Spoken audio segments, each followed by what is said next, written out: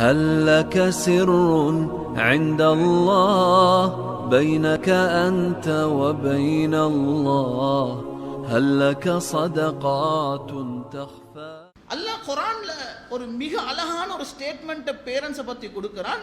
ஃபலா தகுல் லஹுமா உஃப். உங்களோட உம்மா வாப்பாண்டு வரும் பொழுது உங்களோட உம்மா வாப்பா பார்த்து உங்களோட பேரண்ட்ஸை பார்த்து உங்களுக்கு உஃப்ன்ற வார்த்தையை சரி சொல்லலாம். உஃப்பை நாங்கள் தமிழில் டிரான்ஸ்லேட் பண்ணால் எங்களோட பாஷையில் நாங்கள் எப்படி ஒரு விஷயத்தை பார்த்து சி அப்படின்னு சொல்கிறோமோ சி என்ற வார்த்தையை சரி உங்களோட பெற்றோருக்கு சொல்கிறதுக்கு இயலாது. கண்ணியமானவர்களே, ஒரு புள்ள சொல்கிறாரு, ஏண்ட வாப்பா ஒரு பெரிய ஒரு குடிக்கார மனுஷன், அவர் வீட்டுக்கு வாரதே அவரால் எங்களுக்கும் வெக்கம், அவர் நடந்து கொள்கிற முறையை பார்த்து, அல்லது என்ற வாப்பா ஒரு ஜினா செய்யக்கூடிய ஒரு பெரிய பாவி, என் உம்மக்கும் துரோகம் செஞ்சு எங்களுக்கும் துரோகம் செஞ்சு ஒரு ஜினால ஈடுபடக்கூடிய மிக பெரும் ஒரு பாவி, 4 பேர் கண்டா காரி துப்பக்கூடிய ஒரு மனிதன். கண்ணியமானவர்களே, ஒரு புள்ள கேட்கிறாரு, இப்படியாப்பட்ட வாப்பாவை எனக்கு எங்கட வீட்டுக்கு எடுக்காம கேளுமா?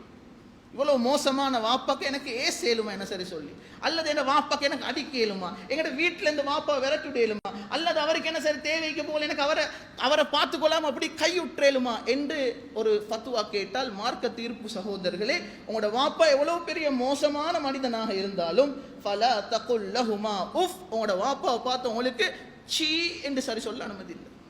ஒரு மனிதர் சொல்றாரு, ஏண்ட வாப்பா எப்படியாப்பட்ட ஒரு மோசமான மனிதர் என்றால் அவர் மார்க்கத்தை விட்டே வெளியே போய்த்து ஒரு முர்த்ததாக மாறிட்டார். அவர் இப்போ ஒரு முஸ்லிம் இல்லை, மார்க்க தொட்டு வெளியே போய்த்துட்டார். அல்லாஹ் சுப்ஹானஹு வ தஆலா இந்த பெற்றோர்களை பற்றி குர்ஆன்ல சொல்றான், வ இன் ஜாஹதாக அலா அன் துஷ்ரிக பி மா லைஸ லக பிஹி இல்முன் ஃபலா துதிஹுமா வ ஸாஹிபுஹுமா ஃபித் துன்யா மஅரூஃபா. அவங்க மார்க்கத்தை விட்டு வெளியே போய்த்து உங்களையும் அந்த மார்க்கத்துக்கு வாங்க அல்லாஹ்க்கு ஷிர்க் செய்யுங்கன்னு அழைச்சாங்கண்டா நீங்க அதுக்கு வழிபட வேணும். ஆனால் உலகத்துடைய அமைப்புல உங்களோட வாப்பா காஃபிர் ஆனாலும் பரவாயில்ல, உங்களுக்கு உங்களோட வாப்பா பார்த்து சீ என்று சரி சொல்ல அனுமதி இல்லை. அதுக்கு மேல நாங்க பேச தேவையில்லை. ஆக குறைஞ்சது தான் இந்த சீன்ற வார்த்தை.